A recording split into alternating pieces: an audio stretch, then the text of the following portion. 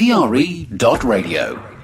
Life Stories with Ian Rutter. Today for Life Stories, my guest is Gail MacDonald, a language teacher and a coach who offers one-to-one support for people struggling to break away from alcohol dependency.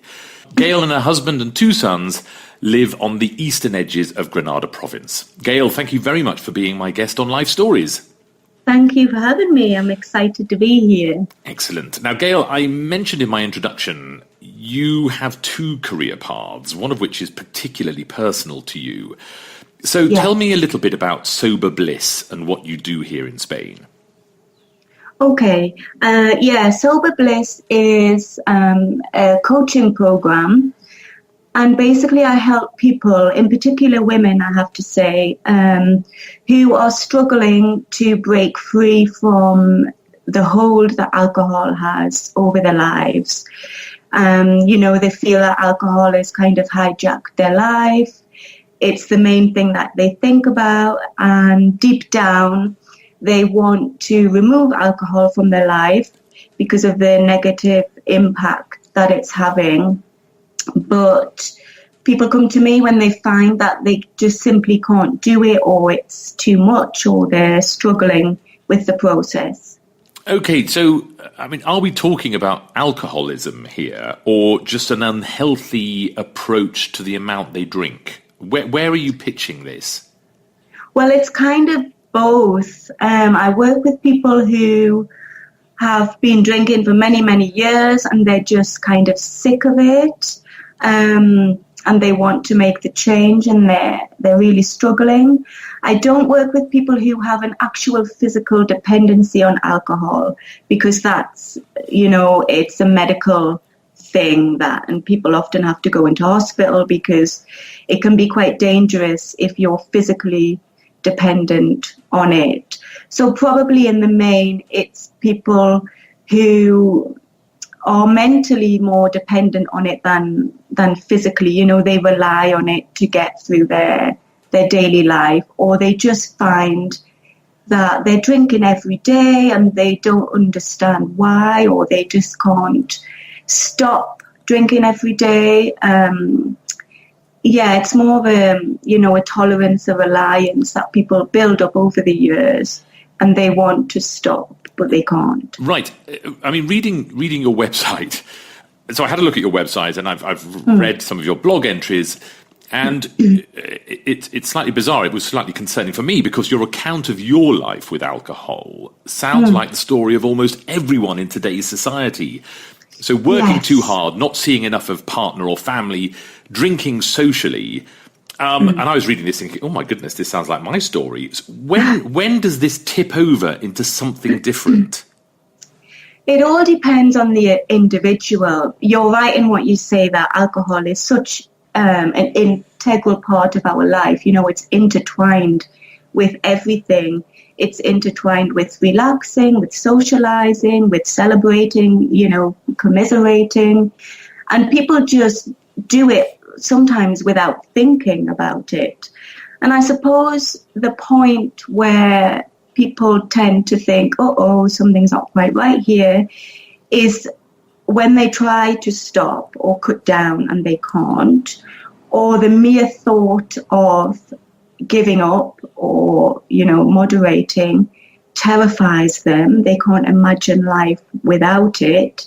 A lot of people say, but I use it to cope with my kids, or how do I, interact with my colleagues after work? If I haven't got a beer, it loosens me up, it relaxes me. And that's often the trigger point with people when they try to imagine life without it and it scares them. That's when they think maybe, I'm using alcohol for more than I think. It's more than just a social relaxation thing. And other times people realize that it's got too much when something terrible happens. What was your watershed? You say that and it sounds quite easy, but I think particularly with alcohol, I don't think many people do realize that they drink too much And I mean, particularly alcoholism is not necessarily about the amount of alcohol you consume. As you say, it's much more of a medical issue. And even sort of social drinkers, when do people come to you? Do they have to suffer something of a shock before they're made to realise, perhaps I'm overdoing it? No, they don't. You don't have to have, a rock bottom moment at all. Some people do, some people don't. But people come to me when, like I said before, they realise that they're just using alcohol every single day. Any excuse, any reason, and they'll turn to wine or beer or whatever. Or they come to me because maybe they've had a heavy weekend and they feel awful and they want to stop. But come, 5, 6 p.m. after they've said, okay, today I'm not going to drink, then 5, 6 p.m., then they automatically reach for the drink and they feel regret and worry because even though they don't want to, they carry on drinking. And it's when they don't know how to break the cycle. Yeah. Gail, I ask all of my guests to choose 6 pieces of music that best represents periods in their life stories. Music that evokes a strong memory, perhaps, or marks a significant moment in their lives. What would be your first piece of music, and why have you chosen this? Okay, well, because we've been talking about, my personal story to do with alcohol and the people that I help, I would like to pick a song called Where Is My Mind by the Pixies, because when I was drinking, I used to listen to that song an awful lot. And also it's relevant because when I was drinking, I wasn't really myself. When you drink, it's like a liquid makeover and you kind of retreat into your own mind, your own little bubble. And I suppose that this song really reflects what I was going through at that time, because I wasn't me, I was somewhere else in my own little world, and I wasn't there, I wasn't present. So I really love this song, but at the same time, it's got, painful memories as well.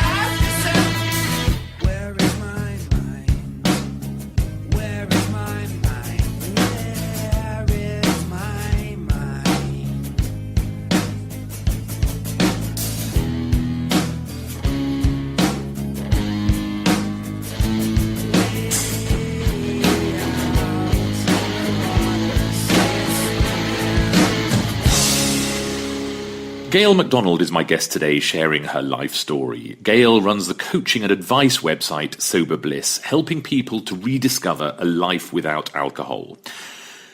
Well, we touched and we talked a little bit before the Pixies, Gail, about what you're doing through Sober Bliss and how you're trying to help people who turn to you for that help and advice. What are your credentials? What is your particular story, and how did you go about setting up Sober Bliss? Okay, well, I've been a teacher for a long time. So, the teaching and the coaching and the helping part of it is what I've been doing for many years. I started teaching languages, and now I also teach English.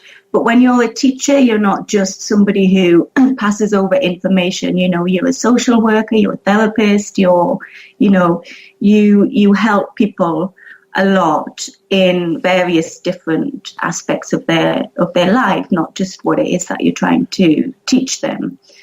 So there's that part of it. And I've done a lot of one-to-one online sessions as well. So when you join the Sober Bliss program, for example, we do a lot of one-to-one sessions, and basically it's individualized. So we start at the beginning. It's all very personal, and sometimes people just find that talking to somebody and opening up is enough to get them to gain clarity and to set them on the path to their own sober journey. As well as the one-to-one sessions, we also follow a program which lasts about 8 weeks. So in the program, they get hints and tips and advice on things to do, how to remove alcohol from their life and basically replace it with more healthy coping mechanisms, things like that. And we do a lot of meditation, a lot of mindfulness, because, as I said before, people sometimes just automatically reach for the drink. But when you start to become mindful of it and aware of it, then it really helps a lot to understand why you're drinking. So that's a big part of the program. Okay, there's a paradox here in that you moved to Spain to improve quality of life.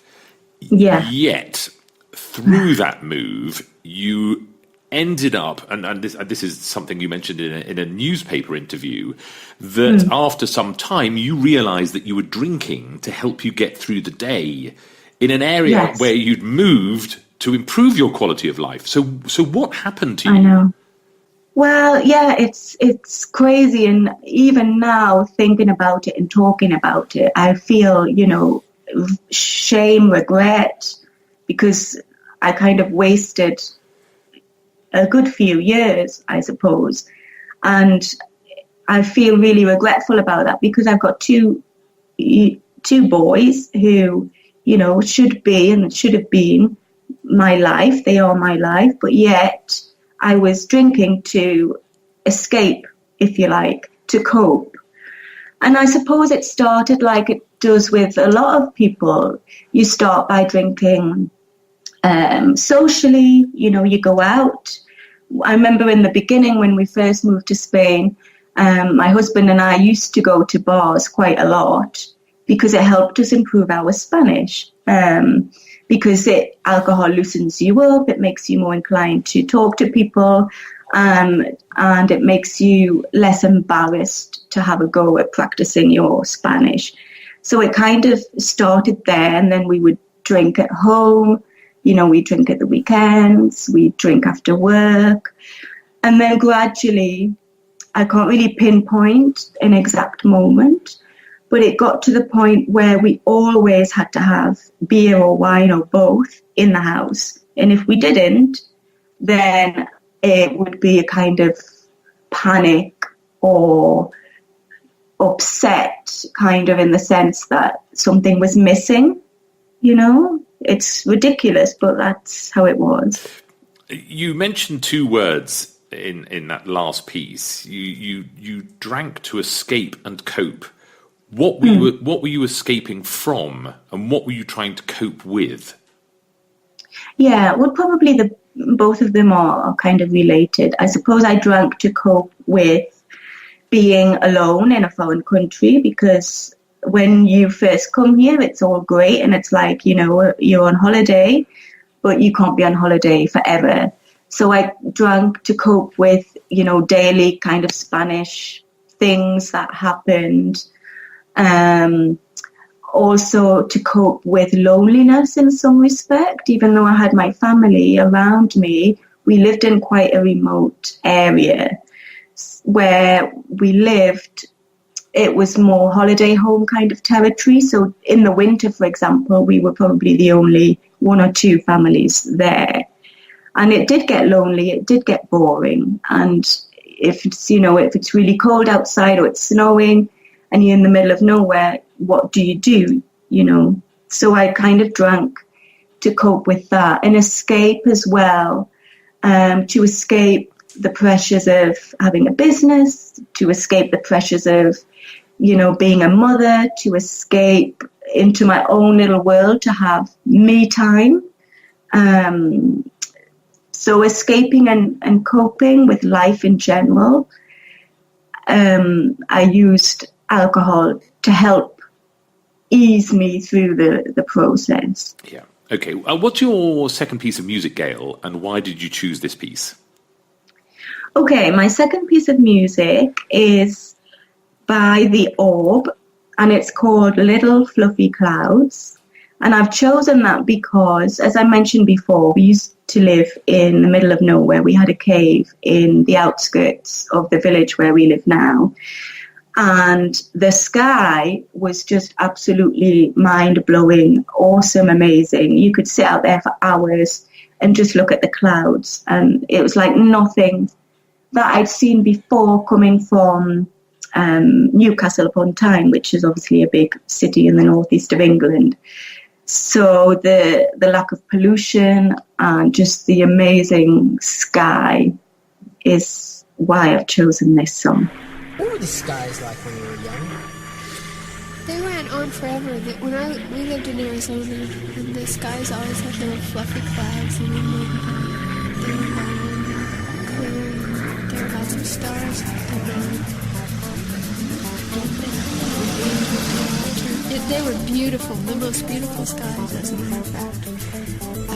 The sunsets were purple and red and yellow and on fire, and the clouds would catch the colors of it. That's neat, because I used to look at it. You don't see that.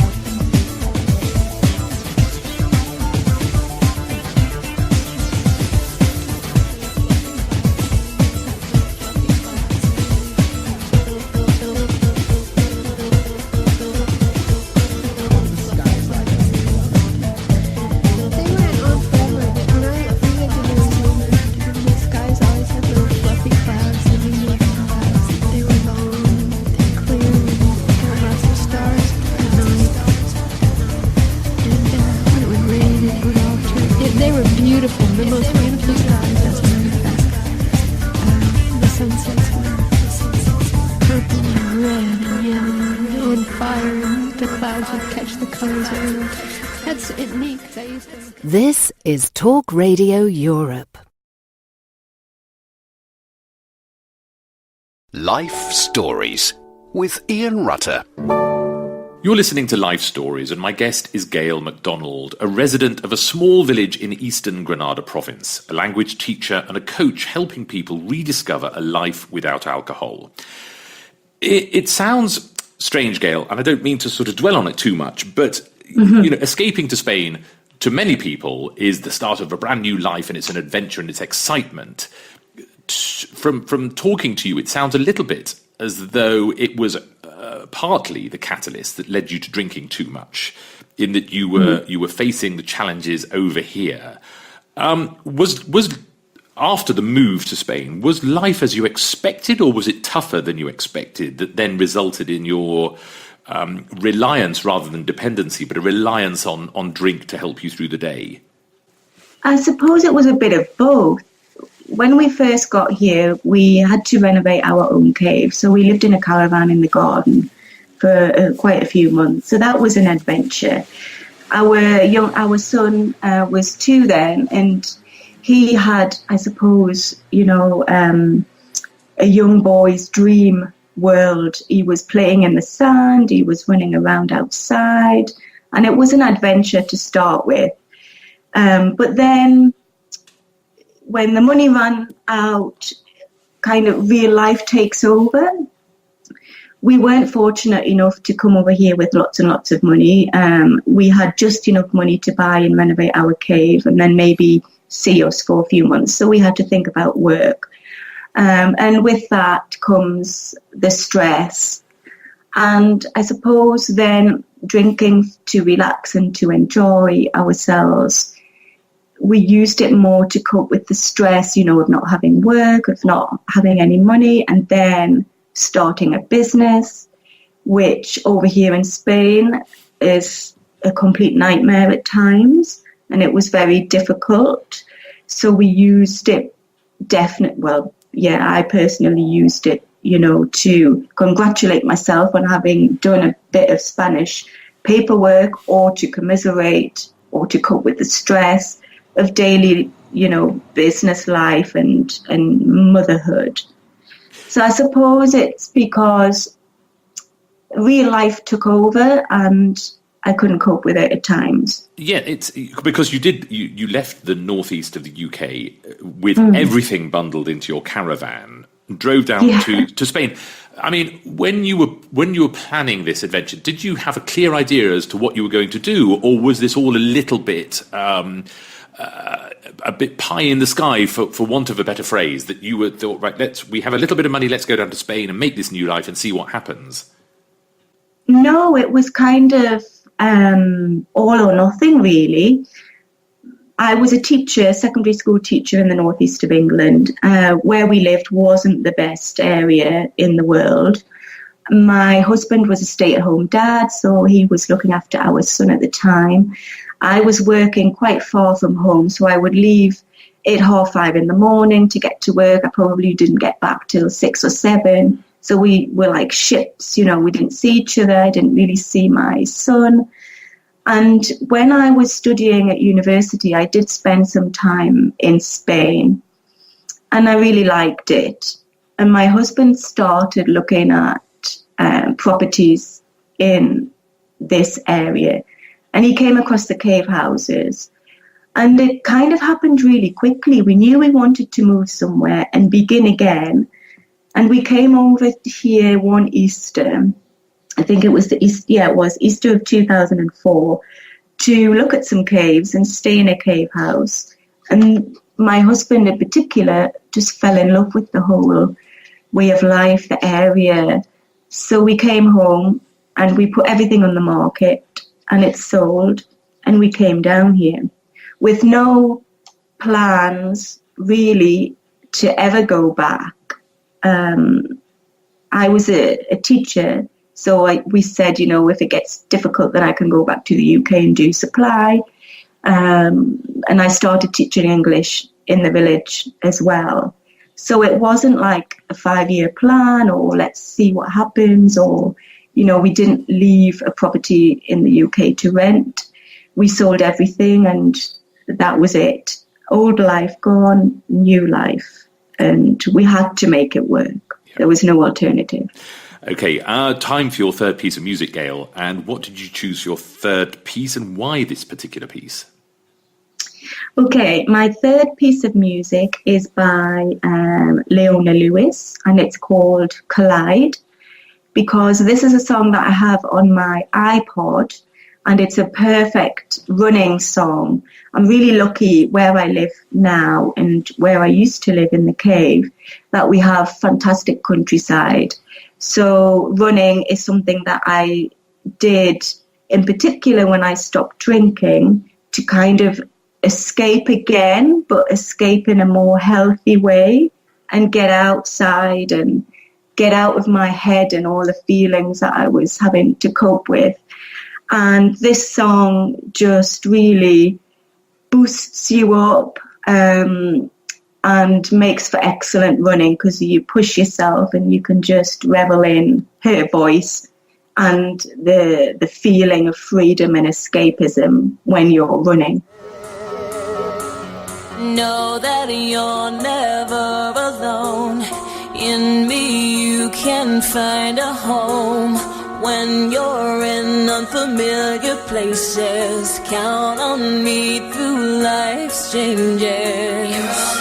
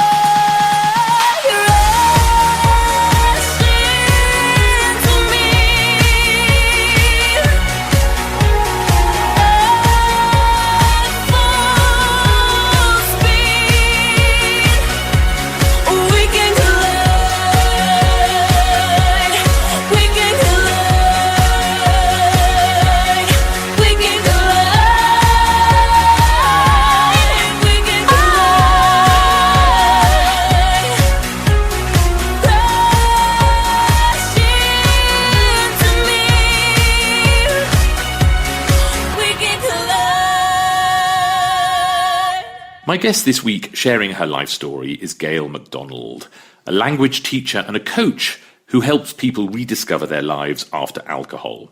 Gail and her family live in the east of Granada province. So, Gail, you came over to Spain, and admittedly, once realism hits and you suddenly think, oh dear, to stay here, we do actually have to earn a living, and life continues. You set up an export business. So what was the export business, and how did that work for you? Yeah, we exported anything and everything, I suppose, that's typical and traditional to Spain, to outside of Spain, the UK mainly, but also we shipped to other countries in Europe. And it came about, we were in a tapas bar one day with my brother who'd come over for a visit, and he saw the hams hanging up and he said, God, I've seen those in some posh deli in the UK and they're like 150 quid. And we were like, what? That's crazy. So we did some research and then we realized that there was a market for traditional Spanish cured hams. So that's what we started with, hams and chorizo. And we shipped to individual customers, also businesses.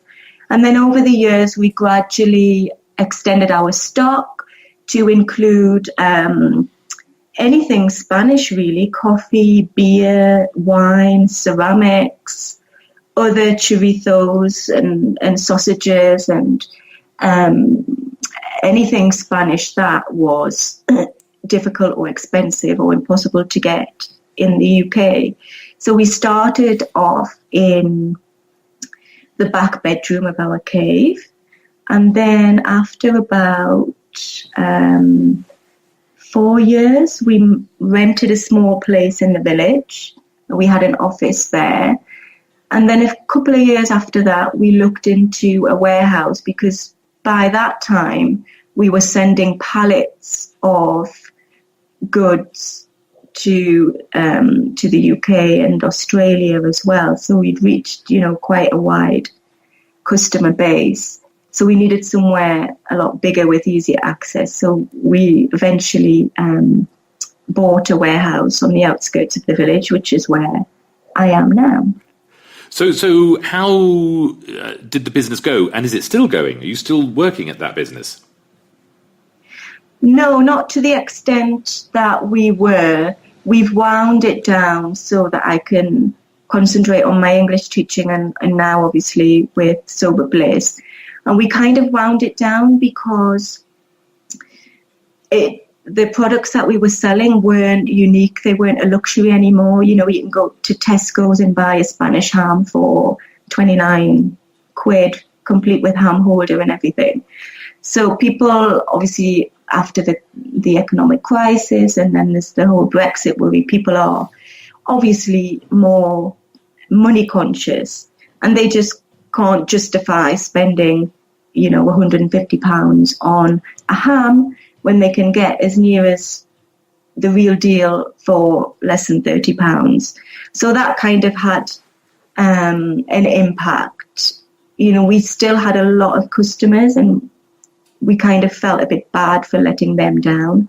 But we have kept a few regular customers who have been with us from the start. We have a couple of restaurants in the UK, and they still regularly buy the handmade sausages from our local butcher here in the village because they appreciate the real deal and the quality.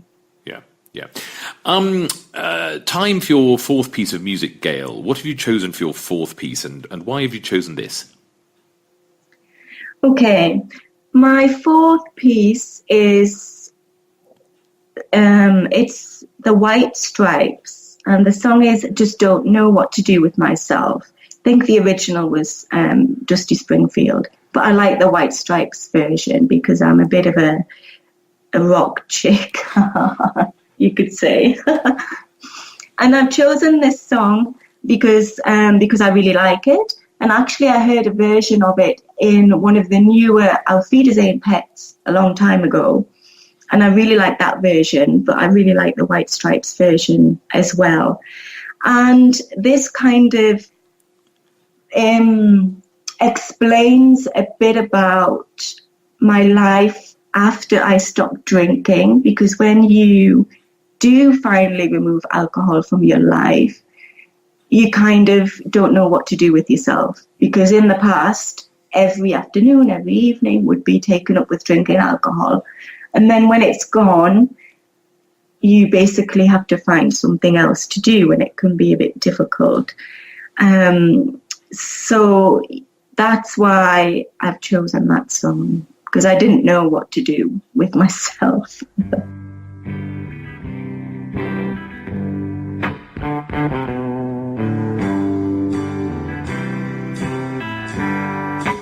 I just don't know what to do with myself. I don't know what to do with myself. Loving everything for two, doing everything with you, and now that we're through, I just don't know what to do. I just don't know what to do with myself. I don't know what to do with myself. Only make me sad. Parties make me feel as bad, 'cause I'm not with you. I just don't know what to do. Like a summer rose.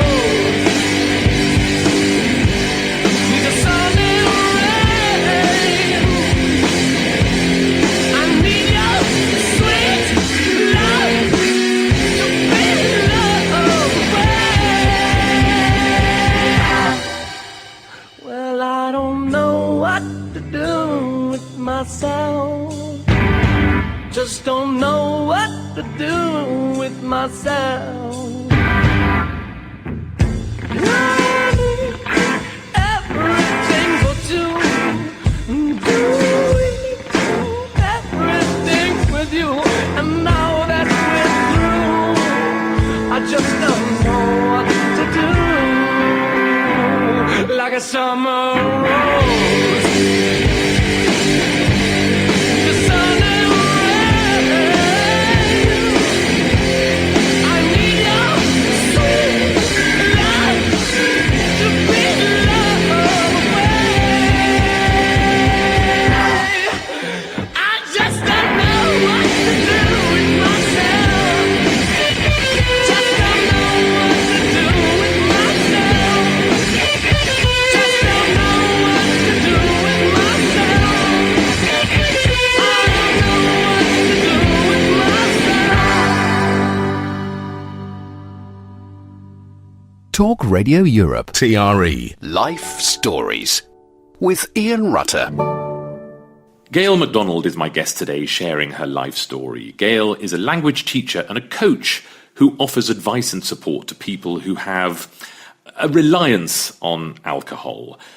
Gail, now I'd like to talk about your life post-alcohol. So when you got to the stage where you just suddenly thought, I need to eradicate alcohol from my life, how has life changed for you? I can honestly say that it's been the best thing that I've ever done, apart from having my children. Not having alcohol in my life has been liberating completely. And I can't believe, thinking back, why I did it to the extent that I did it in the first place. You know, I just can't ever imagine going back to it, because when you drink alcohol, I mentioned before, you kind of in your own little world, in your own bubble. And I used to have all these great ideas of what I was going to do with my life, and, you know, things that I was going to do with the kids, and it was going to be amazing. But as soon as you sit down on the sofa and you have your first glass of wine, it all goes out the window. And then obviously waking up clear-headed and fresh without feelings of regret, without a hangover, is one of the best feelings in the world also. So physically and mentally, I'm just 100% better. I've lost weight, I've got more energy, I'm more present in my own life and in the lives of my family and my children. And I've been able to do things that I only dreamed about before, because I've got the energy and the clarity to take those steps. So my teaching business is doing a lot better than it was. And Sober Bliss is just, obviously, it wouldn't have happened if I'd been drinking. And it's a lot of work having your own business. So you need to be clear-headed, you need to be focused. And you can't do those things if you're trying to, you know, muddle through the day in a cloud of alcohol and hangovers. Now, interesting you say that, because you drank to, and in your own words, to escape and cope with everyday pressures. So what has changed in you mentally, do you think, that has brought you to this place, and I quote you here, that where you are content with my life and everything it throws at me?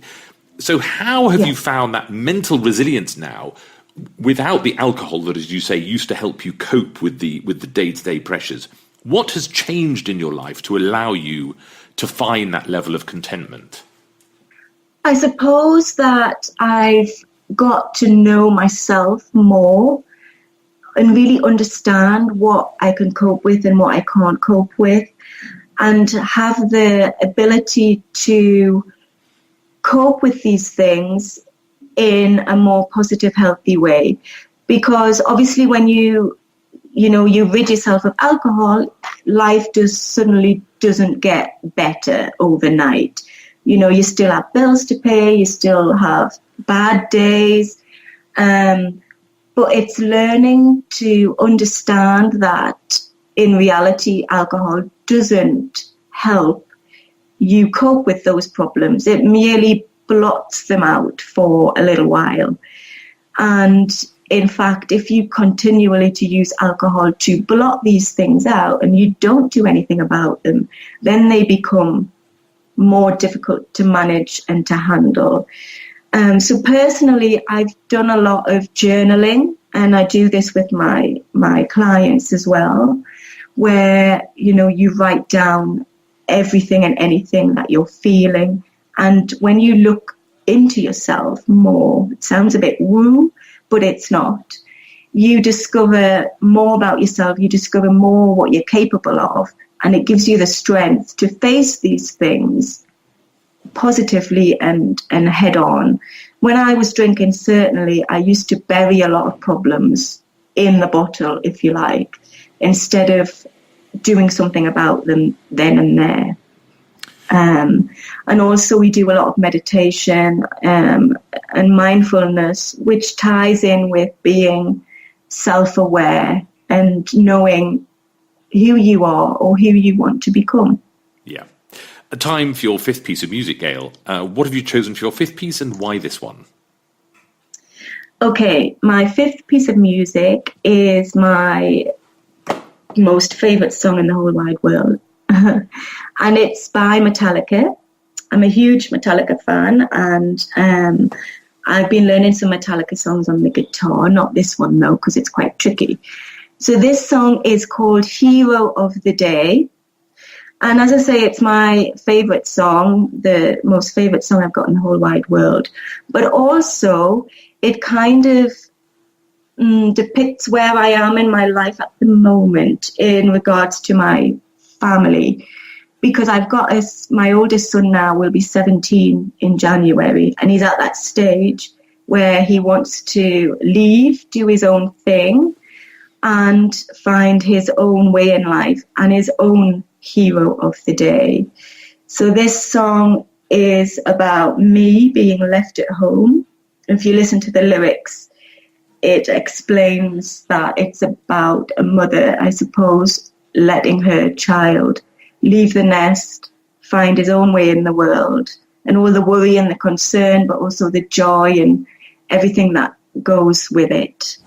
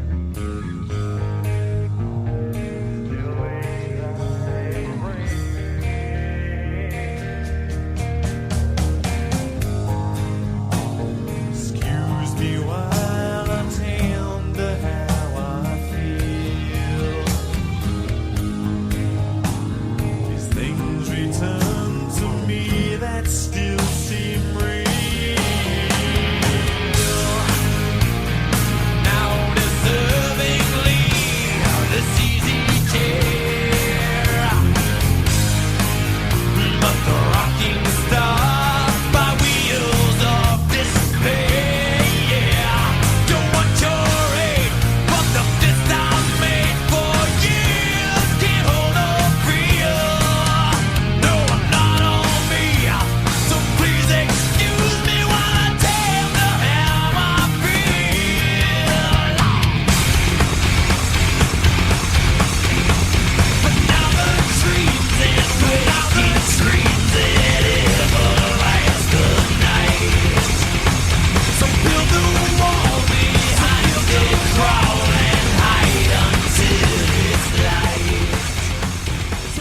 Gail MacDonald is my guest today, sharing her life story.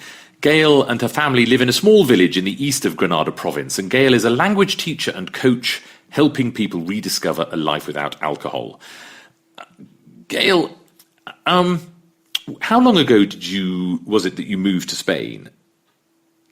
We moved to Spain in 2004. 2004. And do you feel now that you have settled into your rhythm here in Spain? And have you ever had any regrets about leaving the UK?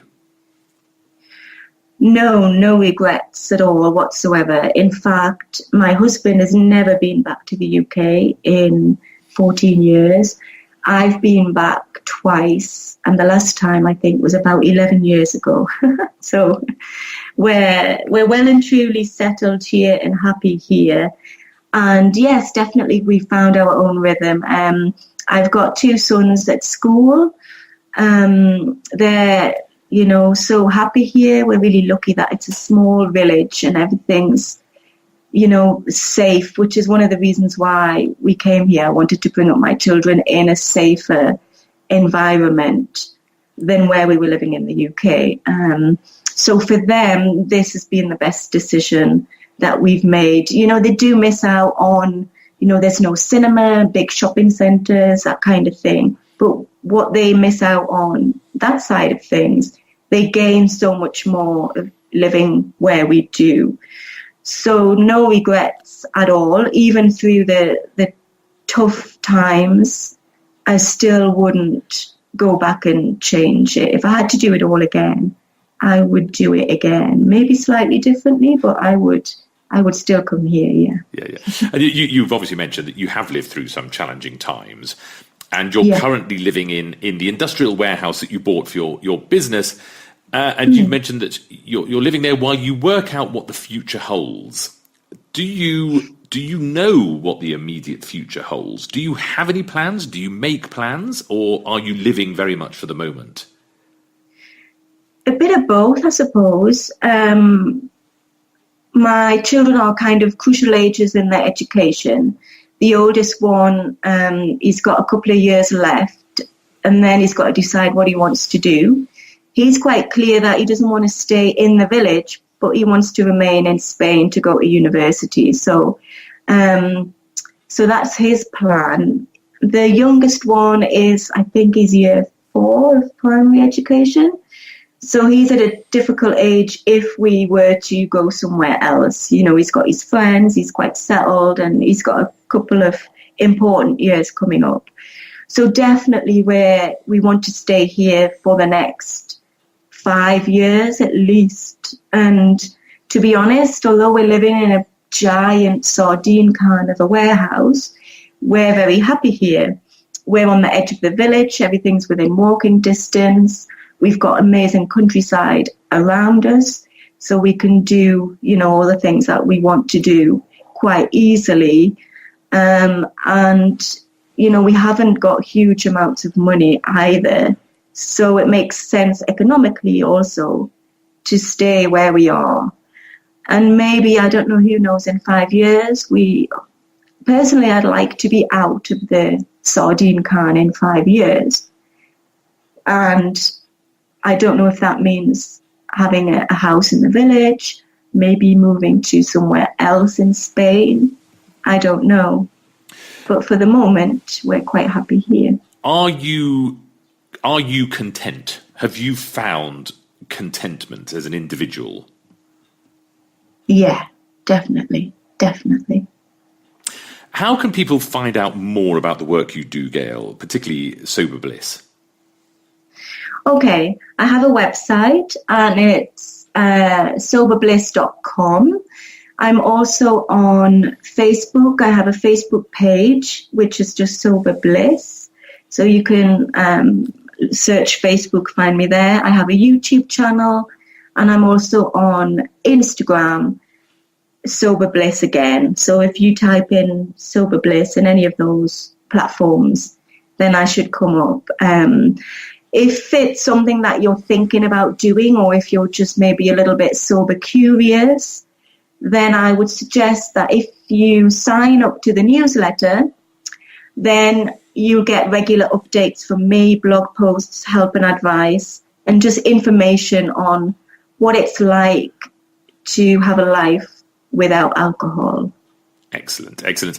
Your final piece of music, Gail, what have you chosen for your final piece? The final piece is a song by Green Day. And actually, the original is by Glenn Campbell, but I like Green Day because it's a bit rocky, like I said before. And it's called Good Riddance, The Time of Your Life. And this is a song that I learned to play on my guitar. It's the very first song that I learned how to play on the guitar. So it kind of has special memories for me because it kind of led me to pick up my guitar and improve on it. And also, it's just a really good, uplifting song as well. Gail MacDonald, thank you very much for being so candid and for being my guest and for sharing your life story. Thank you very much. Oh, thank you. It's been a pleasure. I've enjoyed it.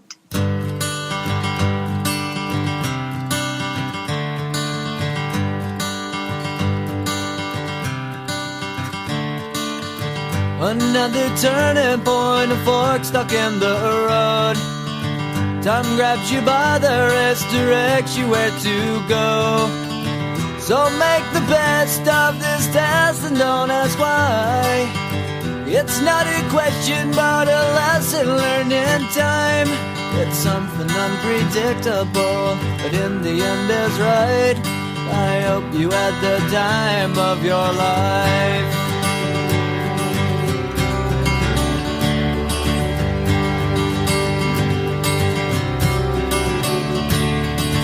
So take the photographs and still frames in your mind, hanging on a shelf in good health and good time. Tattoos of memories and dead skin on trial. For what it's worth, it was worth all the while. It's something unpredictable, but in the end is right. I hope you had the time of your life.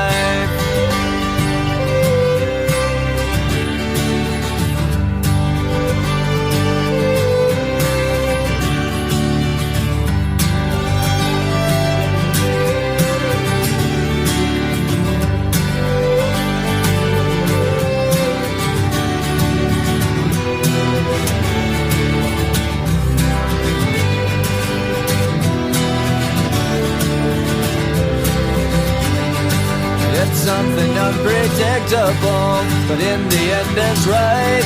I hope you had the time of your life.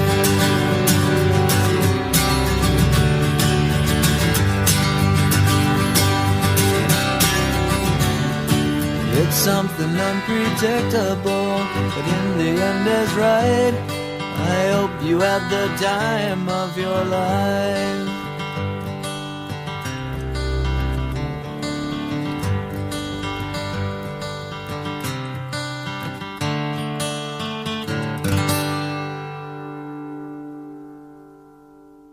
If you would like to be a guest on Life Stories and chat to me about your life here in Spain, then I would be delighted to hear from you. Simply get in touch via the website www.tre.radio or through our Facebook page, Talk Radio Europe Official. Life Stories with Ian Rutter. If you enjoyed this episode of the Life Stories with Ian Rutter podcast, please rate it and review it on Apple Podcasts and share it with anyone else you think may enjoy these chats.